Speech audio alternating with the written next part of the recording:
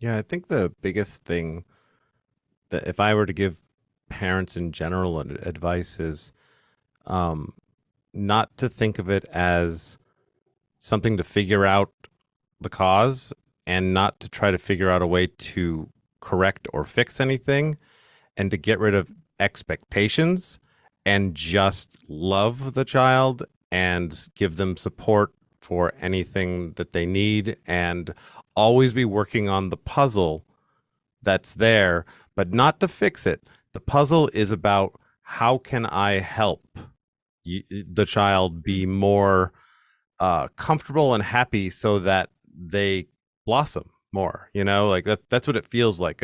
Like I don't care about the DNA tests because I don't care what caused it. I just don't care. I don't have a time machine. I don't have any kind of weird ray gun that can change anything. So I'm all about forward. And if Luke goes through life and he ends up not being able to speak, then that's Luke. That's all there is to it. If he does, then that's Luke. I don't. I think that's. It's almost like a grieving thing. You have to give up your expectations of what you thought it was like to have a child and realize you have this one, and this one is wonderful. That's such a good point. I think you're right. It's people's expectations that they put into it, and when that experience doesn't meet it. But yeah, I think I try, like, when I talk to my brother, I try to change that narrative. I'm like, well, you just have to find your way. Like, no, don't say you can't do this. I was like, you know how to ask for help. So I'm like, ask for help and find your way of doing the thing that you want to do. But it's much harder at the adult level when you're fighting all of that narrative that was deeply ingrained as a kid. So it's really great that your son is not getting any of that narrative, Um, Jason. Oh yeah, and it's also in movies. I mean, how? I mean, whether I can think of 5 movies of that have autistic children in them, whereas every other movie that all children are neurotypical. So we grow up watching. That's what a mom does. That's what a dad does. That's what children are like. So like you have thoughts of someday I'm going to teach my kid how to ride a bike, and that might end up happening, but it may not end up happening. So you feel like you've lost something because of that, and really it's not about you. You're the adult. It's not about you. It's about them. What do they want to do? How can they prosper? And that was the thing that I had to come to terms with pretty quickly too, actually, because I'm kind of an accepting person. you know, Jason, this is exactly why I always tell parents they are the expert on their child. I'm here to support you. What what are your thoughts and feelings based on what you know about your child? Because pretty much when I do that, parents and grandparents and other important family members really do know much more about their communication style, what they need, what they want, all of those things. So, your statement, Billy, is just such a demonstration of how you are, you know, an expert about Luke. The one thing I am going to say is that we do know that some percentage of autistic individuals may not verbally speak or not be able to functionally communicate that way. But speaking and communication are totally different. And there are many other ways that we can help support communication for autistic individuals that may have what I consider motor components to their speech issues that make it so that they can't use this as a mode of speaking. There are many different systems, many of them, some of them very high tech, some of them low tech, that can really help support the communication piece, whether it's verbally speaking or not. Yeah. Luke said daddy the other day. Oh my Um, gosh. Yeah. and he's been saying dad, dad, dad, dad, D for a really long time. But the other day he went to bed and I noticed that he didn't poop. And so I was on guard. By the way, they should come out with a methane detector that you can put in someone's room. Because if they're sleeping and you don't know, then they're gonna sit in it, and that's just awful. But anyway, he did sit in it. And when he woke up in the morning, he was crying and screaming, and I was like, "Oh no!" And I opened the door, and he was standing with his legs like really spread wide open, and I was just about to cry, and he just goes, "Daddy, daddy, daddy," and I was like, "Whoa!" So I mean, like over and over and over and over. And then when I was changing him, it was hurt. So he would kept saying it, like pleading with me. Oh. And I was like, oh, how do we work this into your your routine? But you can't, so obviously I'm not gonna torture him to get him to say daddy. So like how do you use that? You know what I mean? Like I guess give him more challenges and not just give him everything he wants, because obviously that turmoil is what made him do it. Yeah, Mm. that was a level of distress, right? Yeah. That Yeah. kind of the emotion helped Yeah. pull that out. And I Yeah. think that, at that point, we just continue to use the term daddy when you speak about yourself, when you're talking to him, so that he continues to get the model. But it may require a lot of emotion for him to pull out language. And here's the other thing I always say about autistic children and autistic individuals. I presume competence always, because I don't know.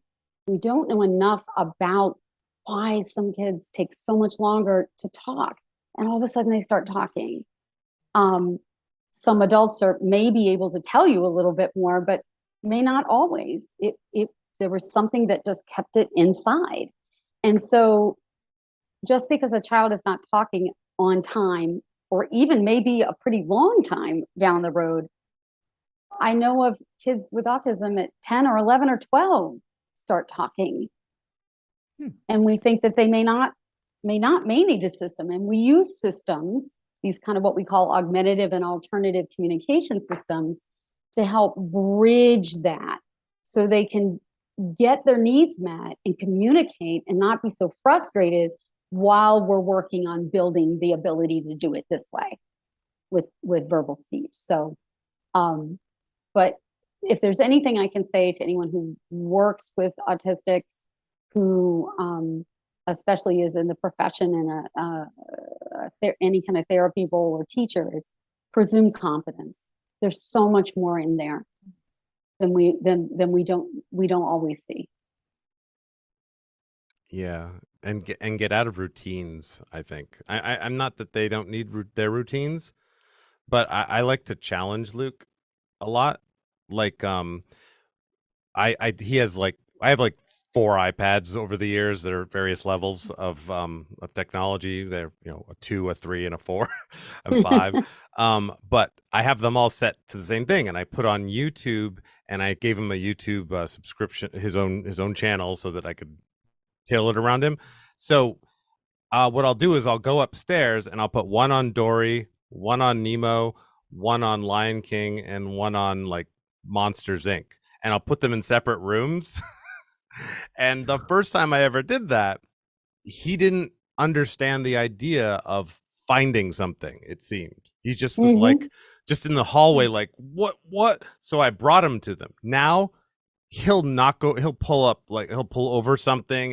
He goes right to the spot and immediately finds things, and he knows exactly how to move stuff over. And actually now he can use iPads better than most adults. It's amazing.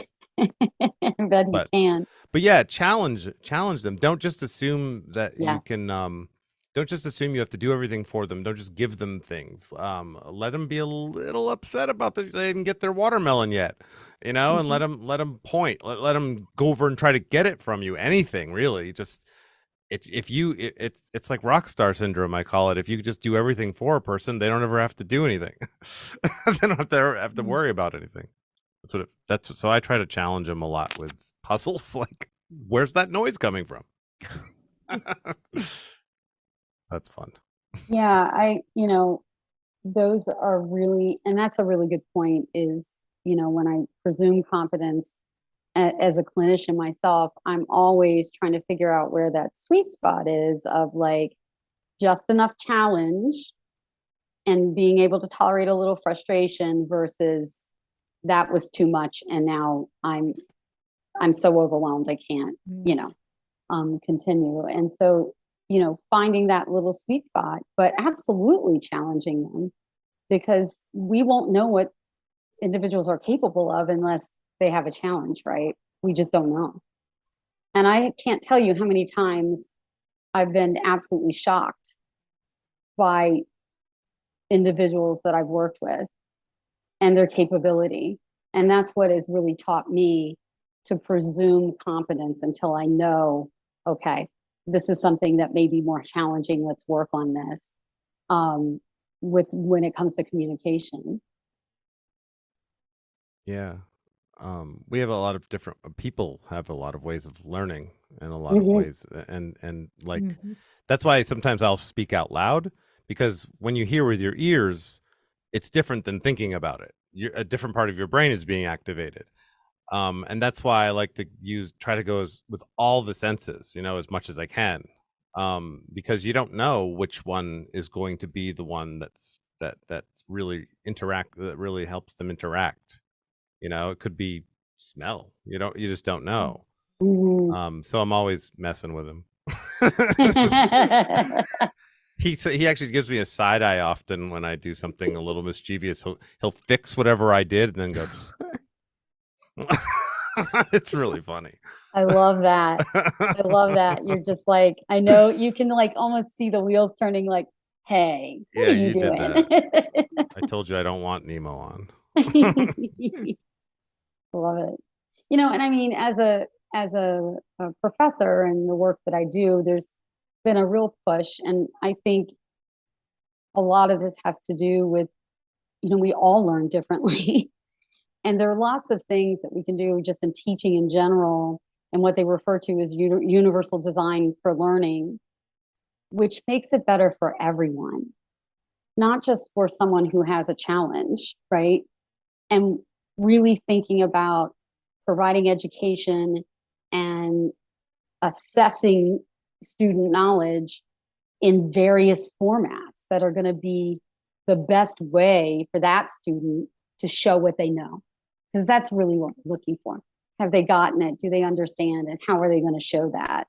And so that's been really good for me to get more training and knowledge and work in. And when I'm teaching, I'm teaching at the graduate level, I think about it that way, because we have individuals that are in our program that have their own learning challenges and have accommodations. And so I do things for the whole class that benefits everybody, but definitely supports that person who may have more learning issues. So